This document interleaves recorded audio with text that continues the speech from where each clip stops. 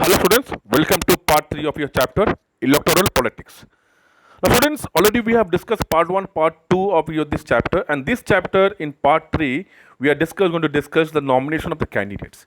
Student, the candidates who want to conduct the election, for this they have to file a nomination, right? And democratic country in like India, like every voter who attend the age of 18 years, they can have the right to vote, but only the candidate, only the candidate who attain the minimum age of 25 years, only they can contest the election, right? Now, the party's nomination is often called a party ticket. The political parties nominate their candidate and who get the party symbols and support. Now, student, recently in the Supreme Court has declared that any person who have the serious criminal cases against them, they cannot contest, they cannot file the nomination, they cannot contest the election. And also, Supreme Court said that the candidates has to give their details of their asset and liability, or his families, and also they have to give their education qualifications of the candidate in the nomination file. They have to write, they have to give to the, so that this information are made to the public, and public they will learn that, and they will decide whether they will give the vote to this candidate or not. So it is the direction given by the Supreme Court. Now, student, what is the education qualification of the candidate? Now, students, education qualifications are not that important, but it is important because whatever MP or MLA, he or she should be in a position to understand the people's concern, the problems, and their interest. And very important thing, student, actually, it's very important thing here that the education should be left to the people to decide how importance they will give to their education qualification. Because in India, putting an education qualification would go against the spirit of democracy, because it would mean that, even that it will mean that depriving a majority of the country's citizens the right to contest the election. Now, student, need of election campaign in a democratic form of government. Why there's a need for election campaign? Now, student, in India, in India, election campaigns take place for a 2 week period. Right. In this period, people through the newspaper, television channels, and election meetings and posters and various means, they reach there to the common people, and they try to convince them that if you give me vote, I will do this type of promises to you, right? And in an election campaign, also the political party try to focus on the public attention and on the some big issues, and that's like so many catchy slogans they use. We can take the example of here, like you can see the next slide. You can see that the Congress government in 1971, they used the slogan called "Garibi Hatao, remove poverty," and 1977 the Janata Party used the same democracy slogan. And 1977, the left front in West Bengal, they used land to the tiller slogan. And in 1988, N.T. Ramarao, he used the leader of the Telugu Desam party, he used the slogan called "Protect the self-respect of the Telugus." Now, student, these are the slogans used by the various political party to influence the people too, so that they can win their this called election, and they can make the government. Now, student, election campaign also have some demerits. It creates this sense of disunity, and also the factionalism. Factionalism means groupism. Right. Now, different political party leaders often put allegations against one another. It's also one type of demerit. Parties candidates often use so many type of dirty tricks. They use muscle power. They use some dirty tricks to win the election. Some pressure to win the electoral fights does not allow sensible long-term policies to be formulated, and some good people who may wish to serve their country, they does not able to enter this field. Now, student, here also the party and candidates, they have there's some provision. They cannot do some important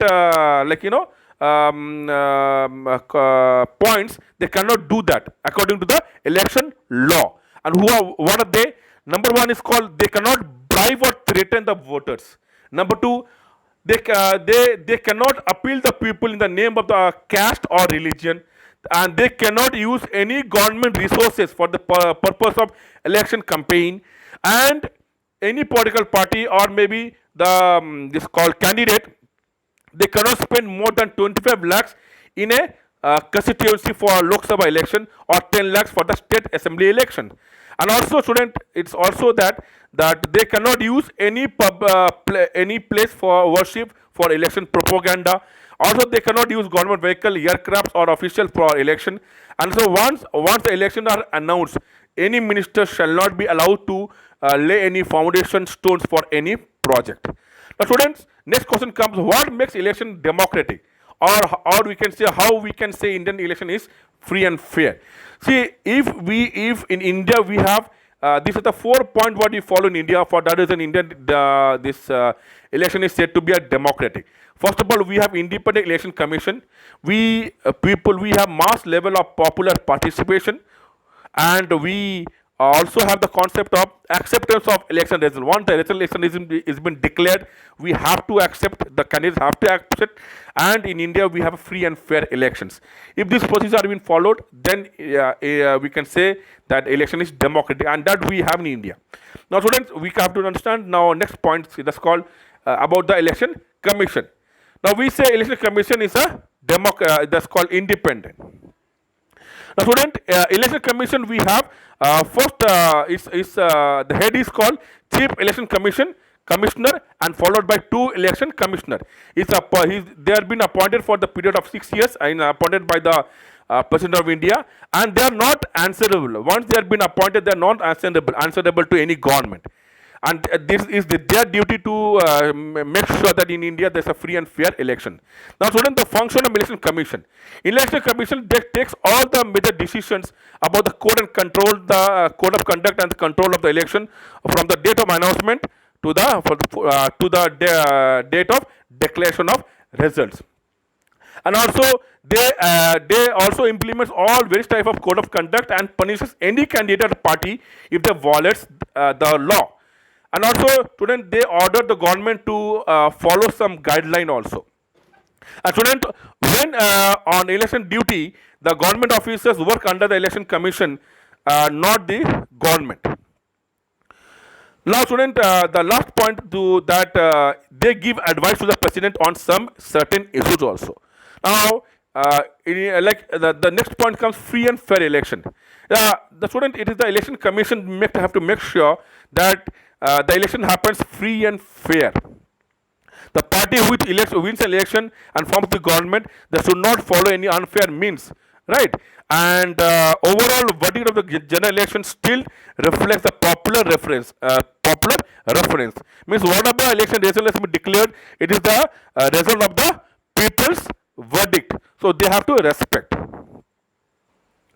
And student, the next point comes the challenges of free and fair election in India. To conduct election free and fair is a very difficult process, and here what happened at times we have seen that the parties who have a lot of money, they try to influence the this election process. And student, also some in some parts of the country we see the candidates with the criminal cases or criminal connection, they also try to influence the election. And some families they rent to dominate the political party. And sometimes we also see that there's some election offers very little choice to the ordinary citizen.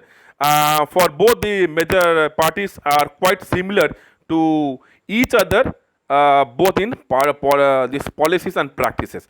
And as a result, what happens, student, also we see the smaller parties or independent candidates, they suffer for this type of disadvantage towards the bigger political parties. Now, student, last part we have to see the short notes. Booth capturing. Student, booth capturing is nothing but supporters are hired. They use the political party. Sometimes they use the muscle power and they capture the booth. They control the polling booth and they cast the false votes.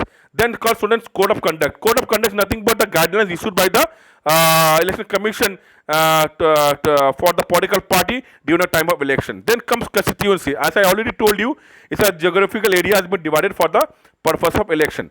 Then incumbent. Incumbent is nothing but the current holder of a political office. Then comes your level playing field. That's called nothing but a condition in which all political parties and candidates contesting an election have equal opportunity for appealing for voters. Then called rigging. We sometimes use the fraud and malpractices that used by the political party or candidates, right?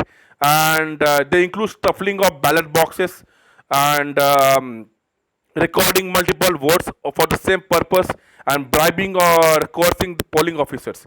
And the last part is called turnout. Turnout nothing but is percentage of eligible voters who cast their vote. And the student you can see here the last part are given one small diagram that through you can bottom you see electoral that people of India and they are giving the vote that's called Lok Sabha directly.